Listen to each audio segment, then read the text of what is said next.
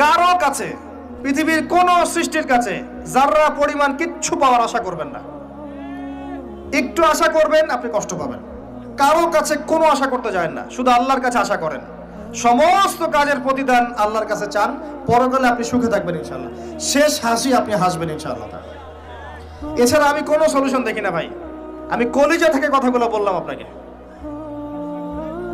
আর যে কথা কলিজা থেকে বের হয় সেই কথা আপনার কলিজার মধ্যে আঘাত করবে ইনশাআল্লাহ। সব কাজ শুধু আল্লাহর জন্য করেন, কেউ আপনার আপন না। আল্লাহ ছাড়া কেউ আপনার আপন নয়। আপনি ভুল করবেন যদি আপনি অন্য কাউকে আপন মনে করেন। আপনার পলিটিক্যাল লিডার, আপনার প্রশাসনের স্যার, আপনার পরিবারের স্ত্রী, আপনার সন্তান, হাবি হাবি যা যা আছে, যদি মনে করেন আমার আপনজন, আপনি ভুল করবেন। সবাই সবার স্বার্থ চেনে, সবাই সবার স্বার্থ চেনে। শুধু আল্লাহ আপনাকে নিঃস্বার্থভাবে ভালোবাসেন। আল্লাহ পাক স্বার্থ চান না। সারাটা জীবন পাপ করে থাকলেও একটা বার দাঁড়িয়ে খালি বলেন আল্লাহ আস্তাগফিরুল্লাহ ওয়া আতুবু ইলাইহি। মন থেকে বলেন আল্লাহ আমি ভুল করেছি, আল্লাহ আমাকে মাফ করে দাও। এক মুহূর্তের মধ্যে আল্লাহ পাক আপনার সমস্ত গুনাহগুলোকে নেকিতে পরিবর্তন করে দিবেন ইনশাআল্লাহ। আল্লাহ ছাড়া কেউ নাই আপন। আল্লাহর জন্য খালেস করে ফেলেন নিজেকে, তার দিনের জন্য চেষ্টা করেন। তার দিন আজকে অবহেলিত, তার দিন আজকে অপদস্থ। সারা বিশ্বের বুকে আজকে মুসলিমরা নির্যাতিত, নিপীড়িত। দিনকে এগিয়ে নেওয়ার জন্য কিছু করেন। আপনার ক্ষুদ্র ক্ষুদ্র প্রচেষ্টা ইনশাআল্লাহ আগামী দিন ইসলামের বড় বিজয় নিয়ে আসবে। দিনের জন্য খালেস করে ফেলেন নিজেকে। আপনার সময় আছে এখন, জ্ঞান অর্জন করেন, জ্ঞান অর্জন করেন, পড়াশোনা করেন, আলেম ওলামার কাছে গিয়ে ক্লাসিক্যাল বইগুলো পড়েন, প্রজেক্ট রেডি করেন, দাওয়াতি কাজ করেন, বই লিখেন, বক্তব্য দেন, দিনের জন্য করেন। আপনাকে আপনার দুনিয়া আল্লাহ গুছিয়ে দিবেন ইনশাআল্লাহ। দুনিয়া আল্লাহ গুছিয়ে দিবেন ইনশাআল্লাহ। আপনি দিনের জন্য খালেস করে ফেলেন নিজেকে, আল্লাহর দিনের হয়ে যান। এবং দুনিয়া যে কাজগুলো করবেন শুধু আল্লাহ সন্তুষ্টির জন্য করবেন, কারো কাছে কিচ্ছু পাওয়ার আশা করবেন না। দেখবেন ইনশাআল্লাহ আপনি সুখে থাকবেন। একটা পর্যায়ে গিয়ে নূহ আলাইহিস সালামকে বলতে হয়েছে রব্বি আন্নী মাগলুবুন ফান্তাসির। আল্লাহ 950 বছর দাওয়াত দিলাম, মানুষ কথা শোনে না, মানুষ শোনেই না। 950 বছর দাওয়াত দিলাম, আল্লাহ আমার পরিবারের লোকও কথা শোনে না। আল্লাহ আমি পরাজিত, তুমি আমাকে সাহায্য করো। একটা পর্যায়ে গিয়ে লূত আলাইহিস সালামকেও তার স্ত্রী সন্তান ছেড়ে চলে যেতে হলো। একটা পর্যায়ে গিয়ে ইব্রাহিম আলাইহিস সালামকে তার বাবাকে ছেড়ে চলে যেতে হলো। একটা পর্যায়ে গিয়ে আসহাবুল কাহফকে সমাজ থেকে চলে যেতে হলো দূরে। একটা পর্যায়ে গিয়ে মুহাম্মদ সাল্লাল্লাহু আলাইহি ওয়াসাল্লামকে হিজরত করে চলে যেতে হলো, সাথে কেউ ছিল না। আল্লাহর জন্য ভালোবাসা, আল্লাহর জন্যই বিচ্ছেদ। ইতিহাস তাদেরকে ভুলে যায় নাই। তো একটা পর্যায়ে গিয়ে মানুষ যখন আর পারে না, তখন প্রয়োজনে একা আল্লাহকে নিয়ে থাকতে হয়। এটাই আল্লাহ পাকের মারিফতের সর্বোচ্চ লেভেল। আল্লাহকে নিয়ে থাকেন, ইনশাআল্লাহ আপনি ভালো থাকবেন। রাসূলকে নিয়ে থাকেন, ভালো থাকবেন। তার সুন্নাহকে নিয়ে থাকেন, ভালো থাকবেন। তার দিনকে নিয়ে থাকেন, দিনের জ্ঞান অর্জন করেন, দিনটাকে প্রচার করার চেষ্টা করেন, দিনটাকে প্রতিষ্ঠা করার চেষ্টা করেন। দিন প্রতিষ্ঠা করলে কারো কোনো ক্ষতি হবে না। শৈথিল্যতাবাদী হবেন না, আবার চরমপন্থী হবেন না, জঙ্গি সন্ত্রাসী হয়ে যাবেন না। মধ্যম পন্থায় দিনটাকে নিয়ে গিয়ে যাবেন, মধ্যম পন্থায় এগিয়ে যাবেন, ধীরে ধীরে সবরের সাথে। একটা লেকচারে বলেছিলাম, আমাকে 3টা নসিহত করেছিলেন একজন আলেম। বলেছিলেন প্রথমে জ্ঞান অর্জন করো, 1, 2, তারপরে তুমি ধৈর্য ধরা শিখো, আর 3 সাহসী হও। ভীরু কাপুরুষের জন্য জান্নাত নয়, তিনি বলেছিলেন। অতএব এভাবে চিন্তা করলে আপনি ইনশাআল্লাহ দুনিয়াতে ঠকবেন না, বা দুনিয়াতে ঠকলেও পরকালে আপনি জিতবেন ইনশাআল্লাহ তাআলা। পরকালে আল্লাহ পাক আপনার প্রতিটা কষ্টের প্রতিদান দিবেন ইনশাআল্লাহ আযজা ওয়া জাল্লা। আসুন আমরা সবাই যার যার জায়গা থেকে আল্লাহর হয়ে যাই, আল্লাহর জন্য নিজেকে খালেস করে দিই।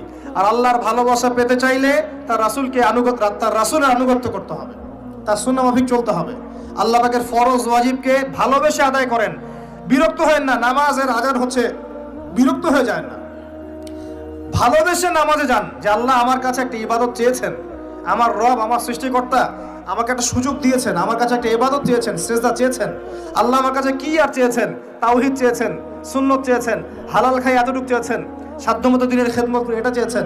আল্লাহ পাক আমার জন্য জান্নাত রেখেছেন, আমি আল্লাহর জন্য করব না? আল্লাহ পাকের কাজগুলো ভালোবেসে করেন, আল্লাহ পাকে কাছে পাবেন ইনশাআল্লাহ তাআলা।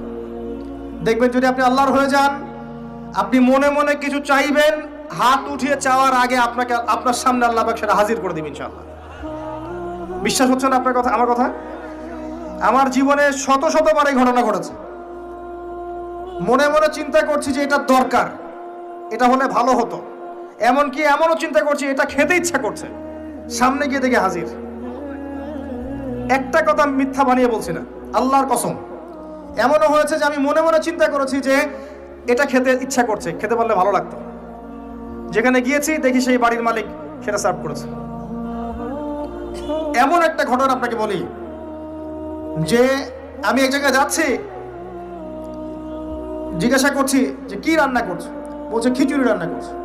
ঠিক আছে, খুব খুশি, খিচুড়ি খাবো বাসায় গিয়ে। কোনো একটা কারণে রাস্তায় আমার একটা বিপদ হলো। বিপদ হওয়ার পরে আমি বাসায় যেতে পারলাম না, কোনো একটা জায়গায় আমাকে থাকতে হলো অল্প সময়। সেখানে আমার পরিচিত তিনি ভাই, সে আমাকে বলছে কিছু খেয়ে নেন। ঠিক আছে, কি আছে নিয়ে আসেন। খাবার নিয়ে আসা হলো, দেখলাম খিচুড়ি। কথা কি বুঝতে পারছেন? দেখে আমার চোখ দিয়ে এক ফোঁটা পানি পড়লো খাবারের উপরে, যে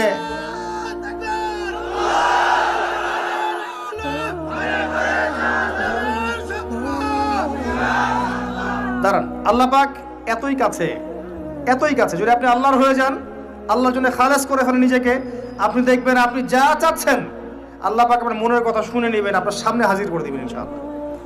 কিচ্ছু ভাববেন না, আল্লাহকে ছাড়া কোনো দিকে ভাবার দরকার নাই। আল্লাহর দিন আজকে একটা চরম অবমাননাকর জায়গার মধ্যে আছে, আপনি বুঝতে পারছেন না। দুই চোখ দিয়ে দেখেন, সারা বিশ্বের প্রেক্ষাপটের সাথে মুসলিমদের অবস্থা মেলান, দেখবেন আমরা আর সে আগের জায়গায় নাই। আমাদের অবস্থা এখন ভালো নয়, প্রত্যেকটা দিক থেকেই ভালো নয়। ধর্মের ক্ষেত্রে না, ইকোনমিক্সে না, পলিটিক্সে না, জিও পলিটিক্সে না, সোশ্যালি না, সংস্কৃতিতে না, কোনো ক্ষেত্রেই নাই। আমরা সে আগের জায়গায় নাই এখন আর। এই জায়গায় রিগেইন করতে হলে আমাদেরকে বেসিক কাজগুলো করতে হবে। আবার নামাজি হতে হবে, আমাদেরকে আবার রোজা রাখতে হবে, আবার দিনের খেদমতের চেষ্টা করতে হবে, কোরআন শিখতে হবে, আবারও সুন্নায় ফিরে আসতে হবে। ইনশাআল্লাহ তাআলা দেখবেন আস্তে আস্তে আস্তে আস্তে এমন প্রজন্ম গড়ে উঠবে যারা ইসলামের পতাকা নিয়ে সামনে এগিয়ে যাবে ইনশাআল্লাহ। আসেন, আপনাকে আমি পারিবারিক বিষয়গুলো আর বেশি বলতে চাচ্ছি না আজকে। আর একদিন ইনশাআল্লাহ আমি টোটাল লেকচারটাই আদর্শ ইসলামিক পরিবার এবং সমকালীন ফিতনাগুলোর উপর দিব ইনশাআল্লাহ। সামনে যান, ফিতনা আপনার অর্থনীতির মধ্যেও আছে। খুব কম মানুষ আছে আমাদের এখানে যারা অর্থনৈতিক জীবনে হালাল খাচ্ছে, ম্যাক্সিমাম সুদ খাচ্ছে। অনেকেই ঘুষ খাচ্ছি আমরা, অনেকেই দুর্নীতি করছি, অনেকে ঠকবাজি করছি, অনেকে মানুষের হক নষ্ট করছি, করছি না?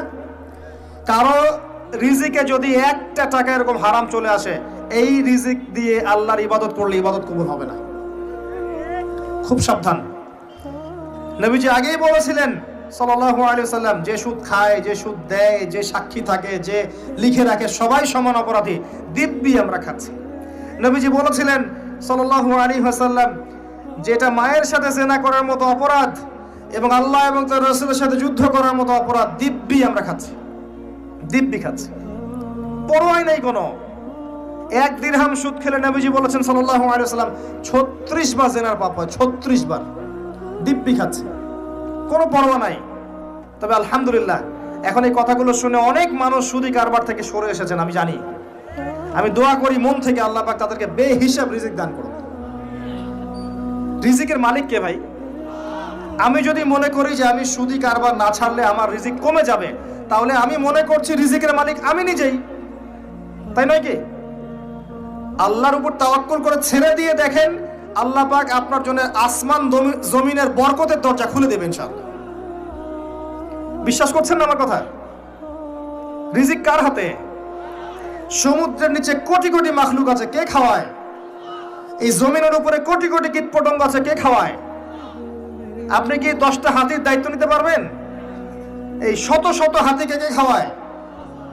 গবাদি পশুকে কে খাওয়ায়? জীবজন্তুকে কে খাওয়ায়? এই পৃথিবীতে কোনো মানুষ না খেয়ে মারা যেত না যদি তারা আল্লাহর বিধান অনুযায়ী অর্থনৈতিক জীবন পরিচালিত করত।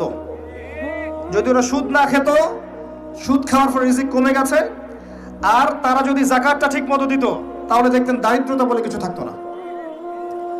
ধনী গরিব থাকতো, কিন্তু সবাই একটা সাম্যাবস্থায় থাকতো, কেউ একেবারে নিষ্পেষিত হতো না। কারণ যাকাত এবং ব্যবসার মধ্য দিয়ে টাকা পয়সা ঘুরতে থাকে, এক হাত থেকে আরেক হাতে যেতে থাকে। আর রিবার মধ্য দিয়ে টাকা পয়সা এক শ্রেণীর মানুষের হাতে চলে যায়, ধনীদের হাতে চলে যায়, আর গরিবরা আস্তে আস্তে দারিদ্রতার অতল তলে যেতে থাকে। আপনার অর্থনৈতিক জীবন ঠিক নাই, দেখবেন এখানে ফিতনার শেষ নাই। অন্যদিকে আসেন, আপনি সামাজিকভাবে দেখেন, সামাজিক জীবনে ফিতনার শেষ নাই। খেয়াল করে দেখেন আত্মীয়তার সম্পর্কগুলো নষ্ট হয়ে যাচ্ছে। খেয়াল করে দেখেন এখন টাকার জন্য সন্তান বাবাকে হত্যা করে, সন্তান মাকে হত্যা করে, ভাই ভাইকে হত্যা করে, বোন বোনকেও হত্যা করছে। প্রতিবেশীর হক আমরা দিতে পারছি না, আত্মীয়তার হক দিতে পারছি না, জমি নিয়ে দ্বন্দ্ব, বাড়ির সীমানা নিয়ে দ্বন্দ্ব, ব্যবসা নিয়ে দ্বন্দ্ব, দ্বন্দ্বের শেষ নাই। এটা সোশ্যাল জীবনে হচ্ছে। আবার ইকোনমিক সেকশনে এমনও হচ্ছে, ব্যবসা করছি হালাল মনে করে, এখানে সুযোগ বুঝে সিন্ডিকেট করছি, মজুতদারি করছি, ইচ্ছা করে দাম বাড়িয়ে দিচ্ছি, মানুষকে বিব্রত করছি, গভর্নমেন্টকে বিব্রত করছি এগুলো আমরা। কৃত্রিম সংকট তৈরি করছি, মাপে কম দিচ্ছি, ব্যবসা করছি মাপে কম দিচ্ছি। অমুসলিম ব্যবসা করছে মাপে সঠিক দিচ্ছে, অমুসলিম ব্যবসা করছে মাপে সঠিক দিচ্ছে। অমুসলিম ব্যবসায়ী সিন্ডিকেট করছে না, একজন হিন্দু ব্যবসায়ী আল্লাহ পাক তাকে হেদায়েত করুক, সে মাপে কম দিচ্ছে না, সিন্ডিকেট করছে না, কৃত্রিম সংকট তৈরি করছে না, মুসলিমরা করছে। রমজান মাসকে কেন্দ্র করে মুসলিমরা ব্যবসা করে নিচ্ছে, সুবহানাল্লাহ। আর মানুষ সামান্য নিত্য প্রয়োজনীয় দ্রব্যের জন্য ট্রাকের পিছনে দৌড় দিচ্ছে। কি একটা দৃশ্য, সুবহানাল্লাহ। এর ফলাফল আপনি পাবেন, মানুষের হক নষ্ট করার ফলাফল পাবেন। কিয়ামতের মাঠে এর বিচার না করে আল্লাহ পাক ছাড়বেন না। এত সহজ না কোনো কিছু। আল্লাহ পাক কিয়ামতের মাঠ রেখেছেন, রাখার দরকার ছিল, না হলে কোনো জালেমের বিচার হতো না। যত জালেম এই পৃথিবীতে পার পেয়ে গেছে, কিয়ামতের মাঠে কেউ পার পাবে না। এই জন্য আল্লাহ পাক কিয়ামতের মাঠ রেখেছেন, এবং এটা রাখা উচিত ছিল। আল্লাহ পাক শুধু গফুর রহিম নন, আল্লাহ পাক হচ্ছেন আদেল, ন্যায় বিচারক। আল্লাহ পাকের আদালত আছে। সোশ্যাল লাইফে আরো দেখবেন, যুব সমাজকে তাকাবেন, দেখবেন ম্যাক্সিমাম যুবক এখন মাদকের সাথে সম্পৃক্ত। মাদক বলতে আমি সিগারেটকেও বুঝিয়েছি। কয়টা ছেলে পাবেন স্মোক করে না? এখান থেকে শুরু করে আস্তে আস্তে গাঁজা, ফেন্সিডিল, ইয়াবা পর্যন্ত চলে যায়।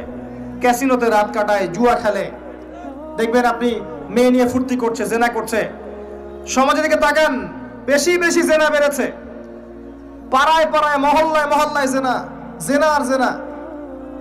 বেশি বেশি ধর্ষণ বেড়েছে। ধর্ষণ তো বাড়বেই, কারণ পর্নোগ্রাফি যে আছে। পর্নোগ্রাফি বন্ধ না করতে পারলে ধর্ষণ বন্ধ হবে না। পর্ন ফ্রি অ্যাক্সেস, সবাই মোবাইলের মধ্যে পর্ন দেখতে পারে। যে কেউ বাসায় যাবে, দরজা বন্ধ করবে, রাত্রেবেলা শুয়ে পর্ন দেখবে, যে কেউ পারবে, কেউ পথে যাওয়ার নাই। আর মনের মধ্যে তো আল্লাহর ভয় নাই, নামাজ রোজা হজ জাকাত তো নাই। পর্ন দেখবে, ভিতর থেকে পশু হয়ে যাবে। তখন একটা মেয়েকে তার কাছে মেয়ে মনে হবে না, গোশতের টুকরা মনে হবে। জি, যে ব্যক্তি পর্ণাসক্ত, তার কাছে একটা মেয়েকে মেয়ে মনে হয় না, তার কাছে একটা মেয়েকে সম্মান দেওয়ার মানসিকতা থাকে না। তার কাছে একটা মেয়েকে মনে হয় একটা মাংসের বা গোশতের টুকরা, একে ভোগ করতে হবে, এতটুকু মনে হয়। একটা বাচ্চা মেয়েকে সে আদর করে কোলে নিতে পারবে না, তার কাছে মনে হবে এই মেয়েটাকেও পেলে ধর্ষণ করে ফেলবো। ডে বাই ডে বাচ্চাদের ধর্ষণ বেড়েছে বাংলাদেশের মাটিতে। এটার কারণ পর্নোগ্রাফি। এটা মানুষকে পশু বানিয়ে ফেলেছে। আর কিভাবে বললে আপনারা বুঝবেন? পর্ন বন্ধ না করতে পারলে যুব সমাজের অবক্ষয় ঠেকানো যাবে না। এই পর্নোগ্রাফির কারণে ধর্ষণ বেড়েছে। এর উপরে আরো আছে, এর উপরে মেয়েরা আবার জিন্স গেঞ্জি পরে ঘুরছে, বেহায়াপনার মতো ঘুরছে। রাস্তাঘাটে, অফিসে, শপিং মলে, বিমানবন্দরে, যে কোনো জায়গায় আপনি যান, দেখবেন মেয়েরা নগ্ন হয়ে ঘুরছে। কাপড় পরেও নগ্ন, কাপড় পরেও নগ্ন। এটা ওই নগ্ন বোঝানো হয়নি যে একেবারে কোনো ড্রেসই নাই। নবীজি বলেছেন নিসাউন কাসিয়াতুন আরিয়া, এমন এক শ্রেণী মহিলা আসবে যারা কাপড় পরেও নগ্ন থাকবে। এর ব্যাখ্যা আমাকে করার দরকার নাই আপনার সামনে, আপনি জানেন ভালো করে ব্যাখ্যা কি। কাপড় পরে নগ্ন থাকবে, এগুলো ছড়িয়ে দিচ্ছি, এগুলোকে উস্কিয়েও দিচ্ছি। এবং যখন কেউ পর্দা করতে যাচ্ছে, বলছি এ মৌলবাদী হয়ে গেছে, সন্ত্রাসী হয়ে গেছে, এ ব্যাকডেটেড হয়ে গেছে, বোরখা পরে পরীক্ষা দিতে আসছে কেন, নেকাব খোলো, এরকম করছি আমরা ওর সাথে।